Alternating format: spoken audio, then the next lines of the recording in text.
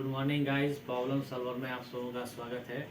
आज हम लोग डिस्कस करेंगे मैथ्स के ऊपर। हमारा टॉपिक रहेगा पूर्ण संख्याएं। इसके ऊपर हम लोग 15 एमसीक्यू क्वेश्चन भी करेंगे। एमसीक्यू क्वेश्चन तो करेंगे, साथ ही साथ उससे क्वेश्चन वाइज रिलेटेड जो कॉन्सेप्ट होगा उसको भी हम लोग साथ ही साथ डिस्कस करते चलेंगे। तो पेन पेपर लेके बैठिए हमारे साथ और मैं आपको 15 क्वेश्चन बताता चलूँगा, सॉल्यूशन बताता चलूँगा कॉन्सेप्ट के साथ। आप उसको पेन पेपर लेके बैठिए, आप अपने कॉपी में अपने स्तर से बनाने का कोशिश कीजिएगा। अगर हमारा वीडियो आपको अच्छा लगता होगा तो आप हमारे चैनल प्रॉब्लम सॉल्वर को सब्सक्राइब कीजिएगा, अपने दोस्तों के भी शेयर कीजिएगा, लाइक कीजिएगा, कमेंट कीजिएगा।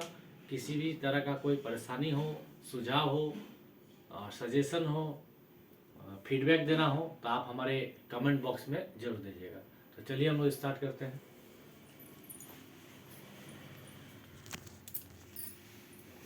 तो सबसे पहला क्वेश्चन हमारे स्क्रीन पर ये रहा। सबसे छोटी प्राकृत संख्या क्या है? देखिए, प्राकृत संख्या किसे कहते हैं? वैसी संख्याएं जिसको गिना जा सके।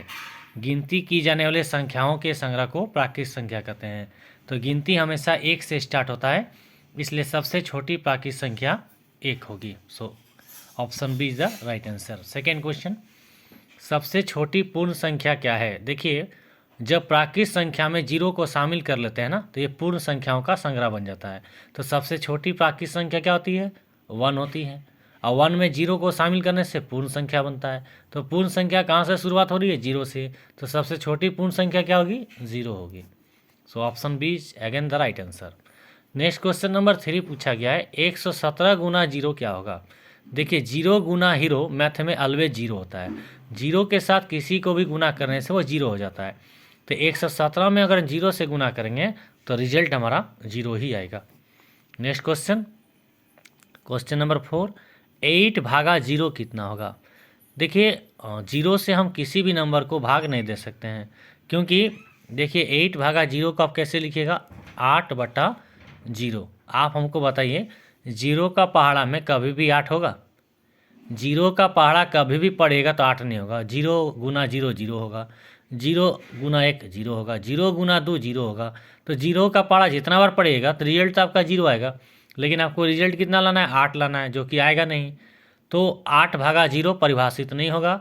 आप सिंपल याद रखिए, मैथ में कभी भी किसी भी संख्या को 0 से भाग नहीं दिया जा सकता है, ये अपरिभाषित होता है। तो इसका राइट आंसर हो जाएगा 4 का डी, परिभाषित नहीं या अपरिभाषित। नेक्स्ट क्वेश्चन पूछा गया है, 0 डिवाइड 7 इक्वल टू व्हाट? तो 0 को 7 से भाग देना है, तो 0 को किसी भी संख्या से भाग देने पर 0 ही आता है। तो 0/0 बराबर 0। तो इसका राइट आंसर हो जाएगा 5 का सी। नेक्स्ट क्वेश्चन पूछा गया है, 625 गुना 1 बराबर कितना होगा? तो देखिए, किसी का भी टेबल में 1 को गुना करने से वही टेबल आ जाता है। जैसे कि 1 1 जा 1, 2 1 जा 2, 3 1 जा 3, 4 1 जा 4, 5 1 जा 5। तो हम क्या देख रहे हैं, किसी का भी 1 जा पढ़ने से वही संख्या दोबारा आ जाता है। तो यहाँ पे 625 को 1 से गुना किया गया है, तो 625 1 जा कितना आएगा? 625। तो इसका राइट आंसर क्या आ जाएगा? 6 का सी। नेक्स्ट क्वेश्चन, इनमें से कौन योज्य तत्समक है? देखिए, योज्य तत्समक 0 को कहते हैं, क्योंकि 0 को किसी भी पूर्ण संख्या में जोड़ने से वही संख्या दोबारा प्राप्त होती है। मतलब we can say a + 0 equal to 0 + a equal to a। तो 0 को किसी भी संख्या में जोड़ने से कोई फर्क नहीं पड़ता है, इसलिए मैथ्स में 0 को योज्य तत्समक कहते हैं। तो योज्य तत्समक 0 को कहते हैं। नेक्स्ट क्वेश्चन पूछा गया है, इनमें से कौन गुणात्मक तत्समक है? देखिए, गुणात्मक तत्समक 1 को कहते हैं, क्योंकि 1 को किसी के साथ मल्टीप्लाई करने से 1 हट जाता है। जैसे 5 × 1 5, 1 हट गया। 6 × 1 6, 1 हट गया, है ना। किसी का भी टेबल से 1 को मल्टीप्लाई करने से वो नंबर रिपीट हो जाता है। किसी भी नंबर को 1 से मल्टीप्लाई करने से वो नंबर दोबारा आ जाता है, इसलिए 1 को हम लोग मल्टीप्लिकेटिव आइडेंटिटी कहते हैं, गुणात्मक तत्समक कहते हैं। और 0 को हम लोग योज्य तत्समक कहते हैं, क्योंकि किसी भी संख्या में 0 जोड़ने से वो संख्या दोबारा आ जाता है। उसी प्रकार किसी भी संख्या में 1 गुना करने से वो संख्या दोबारा आ जाता है। तो जोड़ने वाले को योज्य तत्समक बोलेंगे, गुना के केस में गुणात्मक तत्समक कहेंगे। तो 8 का राइट आंसर इनमें से कौन गुणात्मक तत्समक है, तो इसका राइट आंसर ऑप्शन ए 1 हो जाएगा। नेक्स्ट क्वेश्चन पूछा गया है, बहुत ही इंपॉर्टेंट क्वेश्चन है। ये क्वेश्चन बच्चों को बहुत सर दर्द देता है, ये क्वेश्चन ही समझ में नहीं आता है। चलिए इस क्वेश्चन को तो डिटेल में बताता हूँ। प्रत्येक वर्ग संख्या एक आयत संख्या है सिर्फ इसे छोड़कर। अब देखिए वर्ग संख्या क्या होता है और आयत संख्या क्या होता है। वर्ग संख्या मतलब होता है किसी संख्या को उसी संख्या से गुना कर देना। जैसे 1 को 1 से गुना करूँगा, 1 गुना 1 कितना आएगा 1, 2 गुना 2 कितना आएगा 4, 3 गुना 3 कितना आएगा 9। तो ये सारा का सारा क्या है, वर्ग संख्या है। और आयत संख्या किसको कहेंगे, आयत संख्या वैसी संख्या को कहेंगे जिसमें पहली संख्या और अलग होगी, दूसरी संख्या अलग होगी। जैसे कि मान लीजिए 4, 4 को कैसे लिख सकते हैं, 1 गुना 4 बराबर 4, है ना। जैसे 9, 9 को कैसे लिख सकते हैं, 1 गुना 9। जैसे 16, 16 को कैसे लिख सकते हैं, 16 को लिख सकते हैं 2 गुना 8 बराबर 16। तो वर्ग संख्या उसको कहते हैं जिसमें एक ही संख्या 2 बार गुना होता है। आयत संख्या हम उसे कहते हैं जिसमें दोनों संख्या अलग अलग एक साथ गुना हो जाता है। लेकिन यहाँ पे क्वेश्चन पूछा गया है, आपको एक ऐसा संख्या बताना है जो वर्ग संख्या है और आयत संख्या भी है। मतलब प्रत्येक वर्ग संख्या जो आयत संख्या है सिर्फ इसे छोड़कर। तो इस क्वेश्चन का मतलब है आपको उस ऑप्शन को खोजना है जो वर्ग संख्या होगा लेकिन आयत संख्या नहीं होगा। तो चलिए पहला ऑप्शन देखिए, आपके पास है 0। 0 को आप क्या लिख सकते हैं, 0 गुना 0। तो 0 गुना 0 बराबर 0। तो आपने 0 को 2 बार लिखा। मैंने आपको क्या बताया कि कोई भी संख्या को आप 2 बार लिखिएगा और उसको गुना कर दीजिएगा तो पूर्ण वर्ग मिलेगा। तो 0 तो आपका वर्ग संख्या हो गया। लेकिन 0 को आप 0 गुना कुछ भी लिख सकते हैं। 0 को 0 गुना 1 लिख सकते हैं, 0 को 0 गुना 2 लिख सकते हैं, 0 को गुना 0 गुना 3 लिख सकते हैं। तो आप क्या देख रहे हैं कि 0 पूर्ण वर्ग के जैसा भी रोल कर रहा है और 0 आयत संख्या भी आ जा रहा है। तो ये तो आंसर नहीं होगा हमारा। नेक्स्ट ऑप्शन देखिए बी 1। 1 को सिर्फ आप 1 गुना 1 ही लिख सकते हैं। 1 को और आप किसी दूसरे तरीके से नहीं लिख सकते हैं। तो इस प्रश्न में जो पूछा गया है कि हर वर्ग संख्या आयत संख्या है को नहीं है, तो वो हमारा 1 है। 1 सिर्फ और सिर्फ वर्ग संख्या है, 1 आयत संख्या नहीं है। ऑप्शन नंबर डी को भी देख लीजिए आप, लिखा गया 9। 9 कैसे लिखा जा सकता है बोलिए तो, 1 गुना 9। तो ये आयत संख्या हो गया क्योंकि 1 अलग संख्या है, 9 अलग संख्या है। लेकिन आप 9 को लिख सकते हैं 3 गुना 3। 3 और 3 दोनों सेम संख्या है, मतलब 9 को हम 3 गुना 3 लिख सकते हैं, इसलिए 9 वर्ग संख्या है। 9 को हम 1 गुना 9 लिख सकते हैं, इसलिए आयत संख्या है। आयत संख्या में पहली संख्या और दूसरी संख्या दोनों अलग अलग होनी चाहिए। तो 9 को लिखने के लिए 9 गुना 1 लिखते हैं, तो 9 अलग संख्या है, 1 अलग संख्या है। लेकिन 9 को हम 3 गुना 3 जब लिखते हैं तो 3 और 3 दोनों सेम संख्या है। इसका मतलब 9 जो है वर्ग संख्या भी है, आयत संख्या भी है। इसी तरह 0 जो है वर्ग संख्या भी है, आयत संख्या भी है। तो यहाँ पे पूछा गया है कि कौन ऐसी संख्या है जो वर्ग संख्या है, आयत संख्या नहीं है, तो राइट आंसर हमारा 1 होगा। ओके, नेक्स्ट क्वेश्चन पूछा गया है 170 गुना 4 जोड़ 170 गुना 6 का मान क्या होगा। तो आप इसको ऐसे सॉल्व कीजिए, 170 को 4 से गुना कर दीजिए तो कितना आ जाएगा 680। फिर 170 को 6 से गुना कर दीजिए, ठीक है, ये आ जाएगा 1020। दोनों जोड़ दीजिए आप, तो ये आ रहा है 1700। 1700 आपका किसी भी ऑप्शन में नहीं दिया गया है, तो इसका राइट आंसर क्या आ जाएगा, इनमें से कोई नहीं। आप इसको एक दूसरे तरीका से बना सकते हैं। देखिए वो भी मैं बता देता हूँ। आपको क्वेश्चन पूछा था 170 गुना 4 जोड़ 170 गुना 6।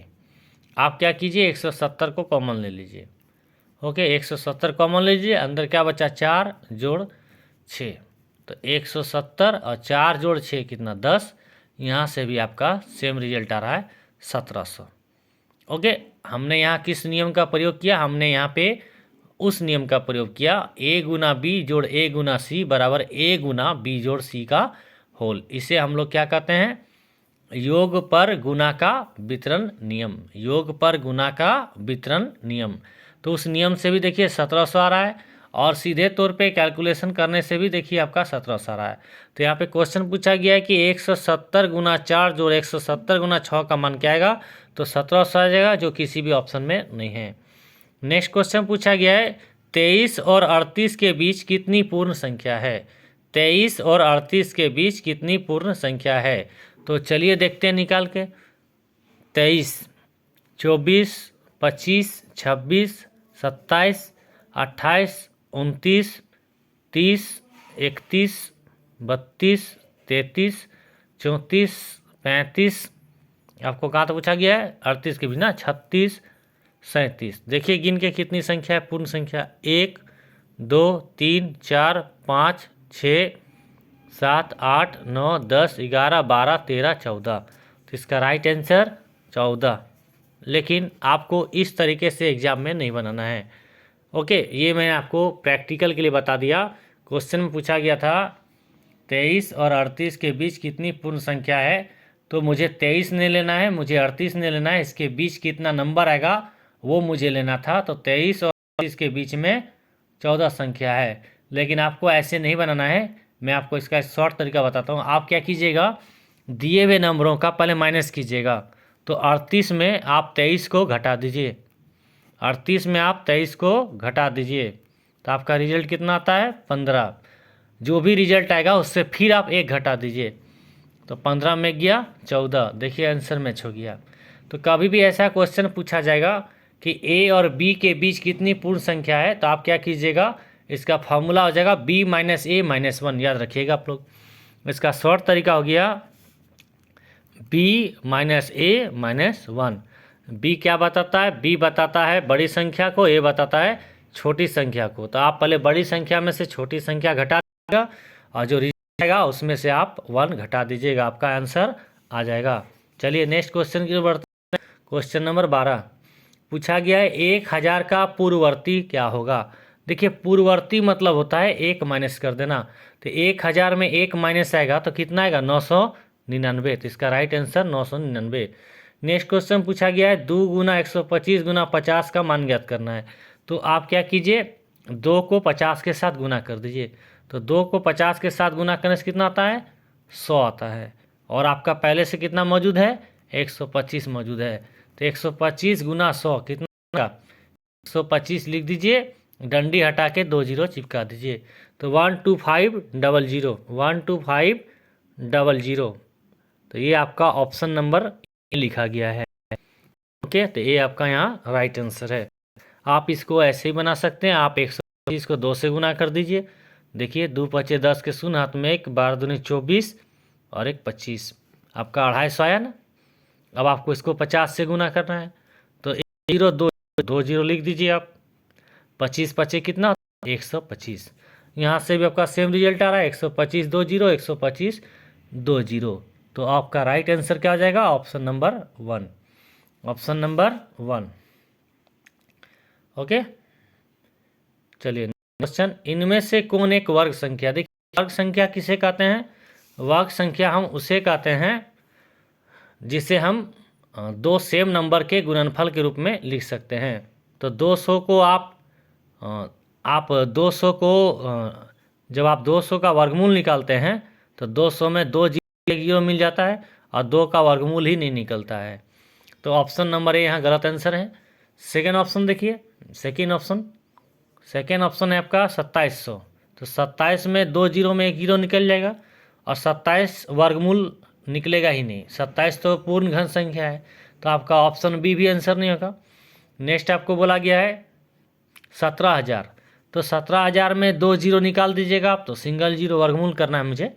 ओके, तो 170 का वर्गमूल आएगा ही नहीं पूर्ण वर्ग। तो यहाँ पे पूछा गया था इनमें से कौन एक वर्ग संख्या। देखिए वर्ग संख्या को पहचान करने का तरीका है आप उसका वर्गमूल निकाल दीजिए। आप उसका वर्गमूल निकाल दीजिए।